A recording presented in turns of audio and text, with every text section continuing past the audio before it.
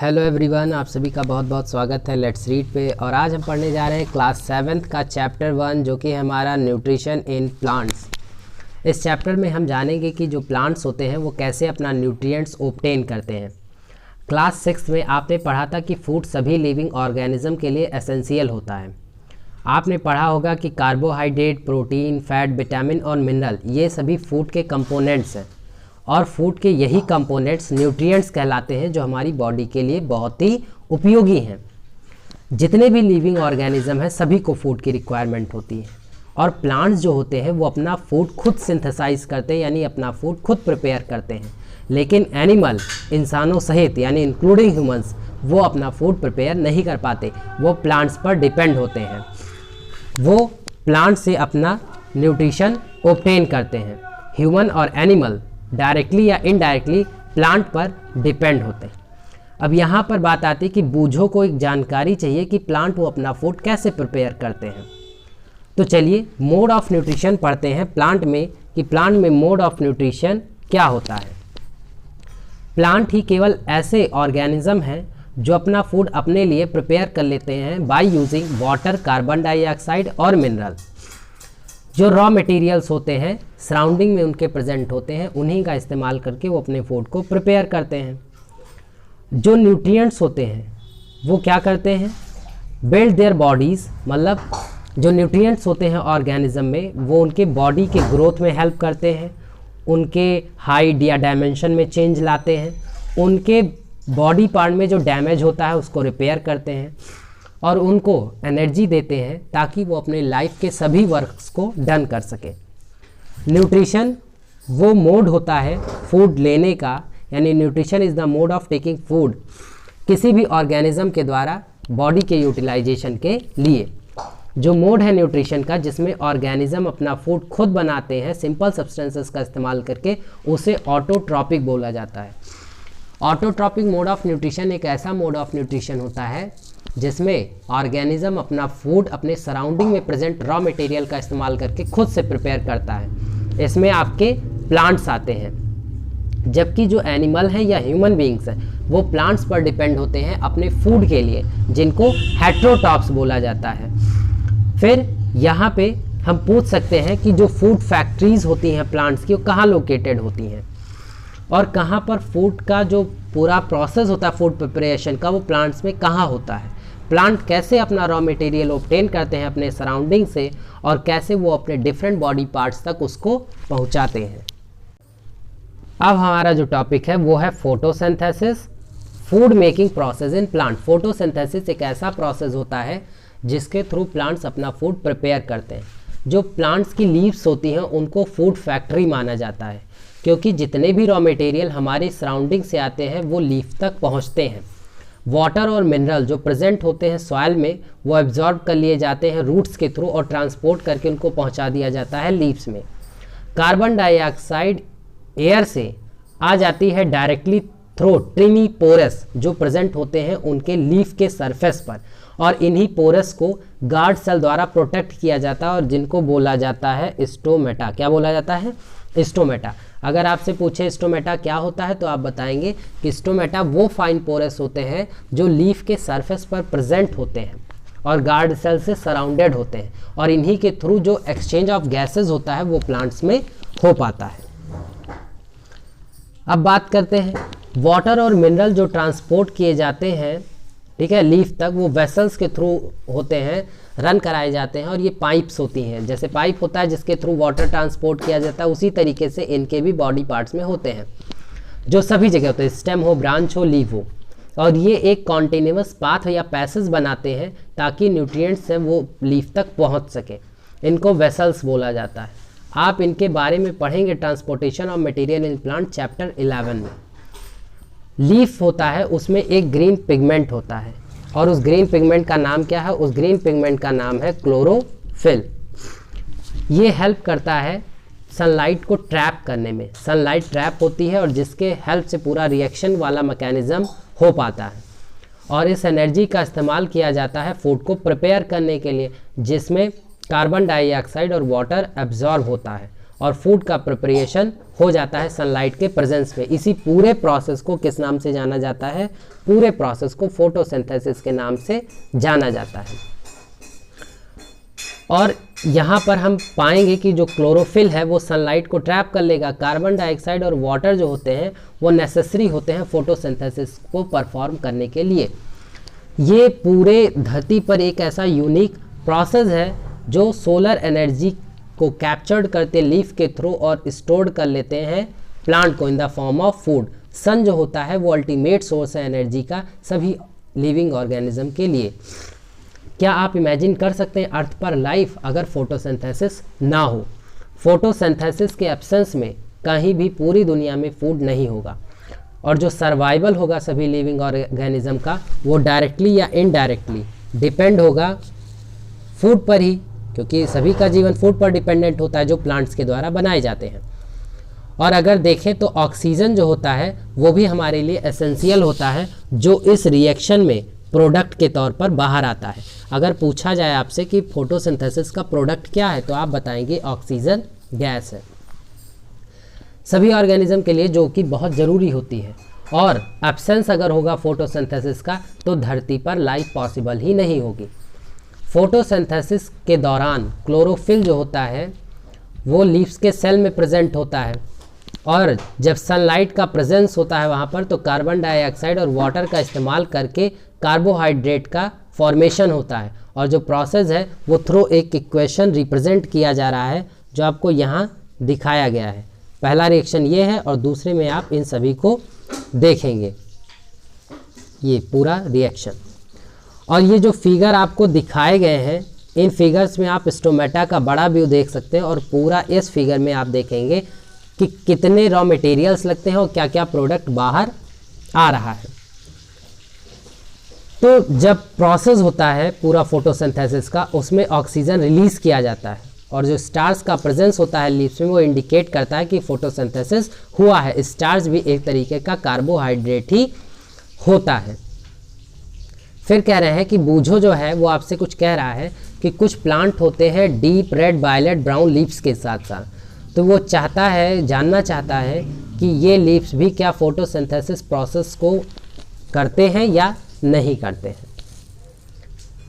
तो इसके लिए एक आयोडीन टेस्ट होता है लीव्स के लिए, ठीक है, प्लांट्स के लिए, जिसको आपने क्लास 6 में पढ़ रखा होगा, और उसको चेक करते हैं।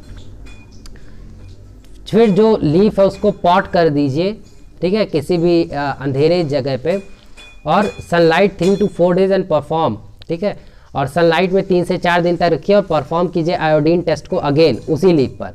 अपना ऑब्जर्वेशन आप रिकॉर्ड कीजिए अपनी नोटबुक में। तो लीव्स जो होगी, ठीक है, जो हरी नहीं होगी अदर देन ग्रीन, उसमें भी क्लोरोफिल और large amount of red, brown and other pigment mask the green colour उनके प्रेजेंस में दिखाई देगा। फोटोसिंथेसिस लीव्स में भी होता है। तो आप क्या देखेंगे? स्लिमी ग्रीन पैचेस इन पॉन्ड्स और स्टैग्नेंट वाटर बॉडीज, जो आपको इस फिगर में अच्छे से दिखाई दे रहा होगा। इस फिगर को देखिए, ये जनरली फॉर्म्ड होते हैं ग्रोथ ऑफ ऑर्गेनिज्म कॉल्ड अलगी। अलगी की वजह से इनका फॉर्मेशन होता है।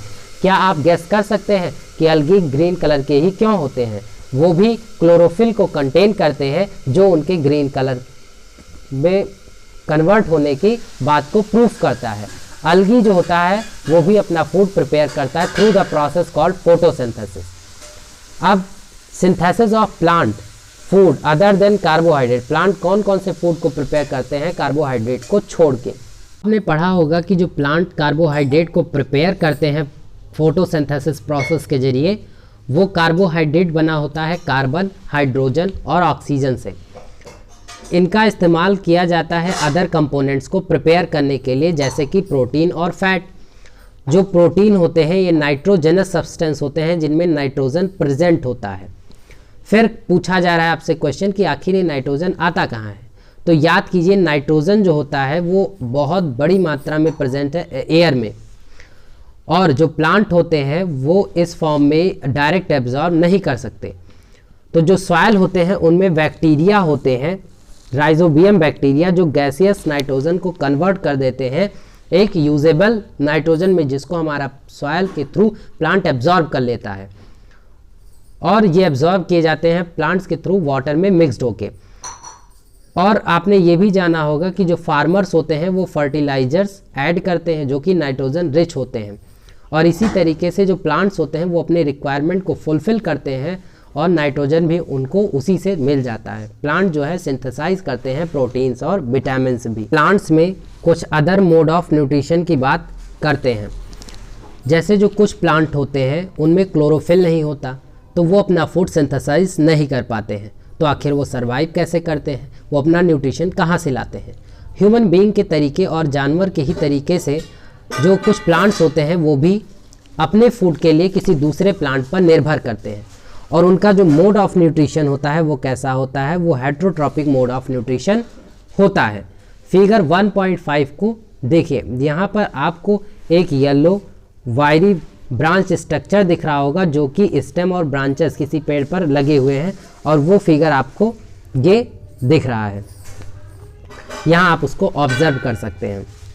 यहाँ पर आपको दिखेगा कि ये प्लांट है कैस्कटा का, और इस पर क्लोरोफिल नहीं होता है। ये अपना रेडीमेड फूड लेता है कहाँ से, किसी दूसरे प्लांट्स के ऊपर लग के, और जो प्लांट होता है जिस पर ये लगते हैं और वहाँ से अपना न्यूट्रिशन ऑब्टेन करते हैं उनको होस्ट बोला जाता है। अगर पूछे आपसे होस्ट क्या है, तो the plant on which it claim is called the host. जिस प्लांट पर जो कैस्केटा है वो जाता है उसको होस्ट बोला जाता है, और इससे वो वैल्यूएबल अपना न्यूट्रिशन ऑब्टेन करता है।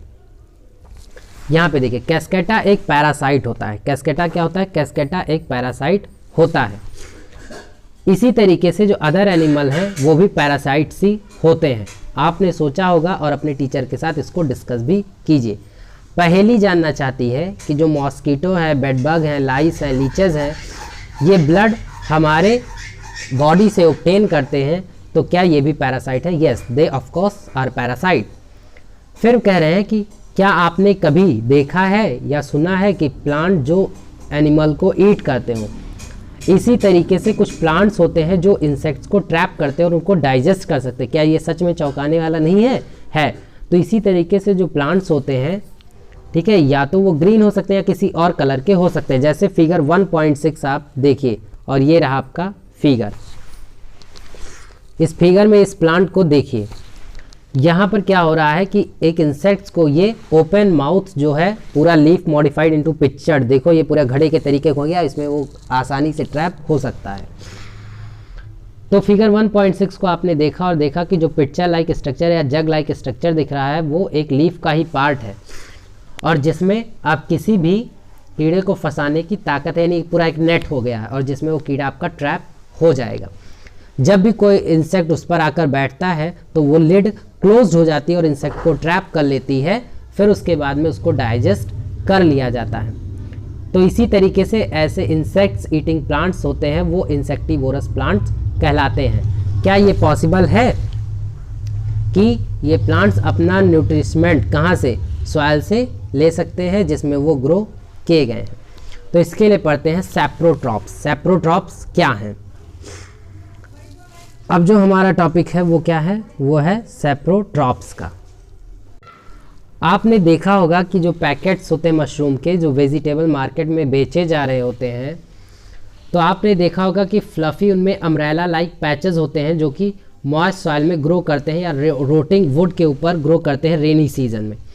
चलिए हम फाइंड करते हैं कि इनका जो मोड ऑफ न्यूट्रिशन होता है वो किस तरीके का होता है और उनको सर्वाइवल के लिए कौन कौन सी चीज़ें ज़रूरी होती हैं।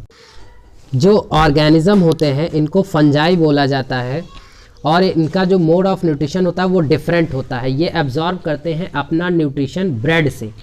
जो मोड ऑफ न्यूट्रिशन होता है जिनमें ये ऑर्गेनिज्म लगे होते हैं तो अपना न्यूट्रिशन डेड और डिकेइंग मैटर से लेते हैं, जिसको सेप्रोट्रॉपिक न्यूट्रिशन बोला जाता है।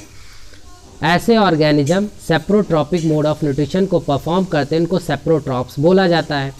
फंजाई ग्रो करते हैं पिकल्स, अचार पर, लेदर पर, क्लोथ्स पर और अदर आर्टिकल्स पर भी होते हैं जब उनको हॉट या ह्यूमिड वेदर में एक लंबे समय के लिए छोड़ दिया जाता है। रेनी सीजन के दौरान वो स्पॉइल्ड हो जाती हैं कई चीज़ें हमारे घर में। अपने पेरेंट्स से पूछिए कि जो फंजाई हैं वो घर में कहाँ लगे हुए हैं। जो फंगल स्पोर्स हैं वो जनरली प्रेजेंट होते हैं एयर में, और जब वो लैंड पर आते हैं जो कि वेट और वार्म होती है तो वो जर्मिनेट करने लग जाते हैं। फिर आप क्या उनको चिन्हित कर सकते हैं या अपने खाने को उससे स्पॉइल्ड होने से बचा सकते हैं। कुछ ऑर्गेनिज्म होते हैं जो एक साथ लगे होते हैं और शेल्टर और न्यूट्रिशन दोनों शेयर करते हैं। इस तरीके के जो रिलेशनशिप होते हैं जिन ऑर्गेनिज्म के बीच में, उसको क्या बोला जाता है, सिम्बायोसिस बोला जाता है। जैसे एग्जाम्पल के तौर पर बात करें तो कुछ फंजाई होते हैं जिनके रूट्स आपस में जुड़े होते हैं और प्लांट जो होते हैं वो प्रोवाइड करते हैं nutrition to the fungus and in return the fungus provide water and certain nutrition, जिसमें वो दोनों लोग एक दूसरे के ग्रोथ में हेल्प करते हैं। ऑर्गेनिज्म की बात करें, लाइकेन एक क्लोरोफिल कंटेनिंग पार्टनर होता है, ठीक है, और जो कि एक अलगा होता है और एक फंगस, दोनों एक साथ होते हैं।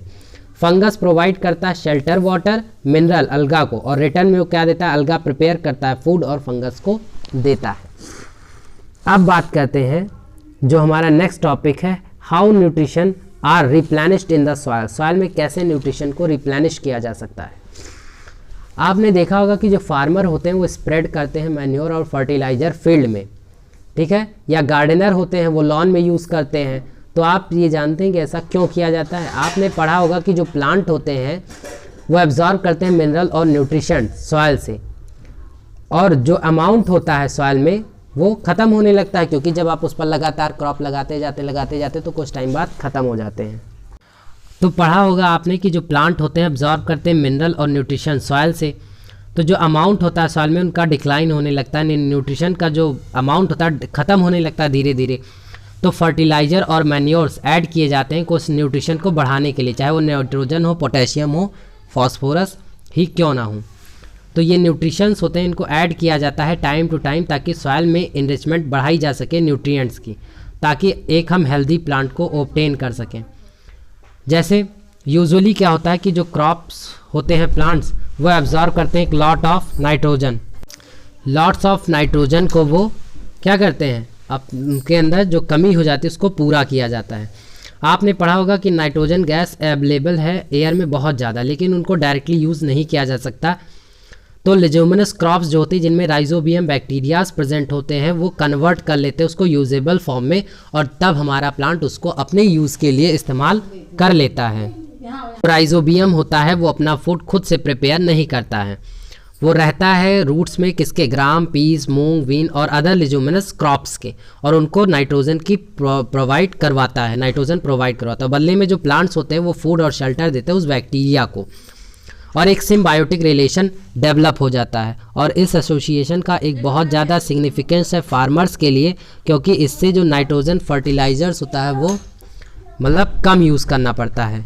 ज़्यादातर जो पल्सेस होती हैं वो ऑब्टेन की जाती हैं लेज्यूमिनस प्लांट से।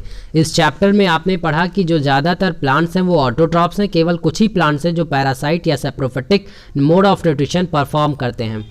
ये अपना न्यूट्रिशन डेराइव करते हैं दूसरे ऑर्गेनिज्म से। फिर जो एनिमल्स हैं इनको कैटेगराइज किया जाता है हेट्रोट्रॉप्स, क्योंकि वो डिपेंड होते हैं प्लांट्स पर अपने ही फूड के लिए। तो क्या हम कह सकते हैं कि जो इंसेक्टिवोरस प्लांट्स होते हैं वो पार्शियल हेट्रोट्रॉप्स होते हैं? ये क्वेश्चन आपके लिए है।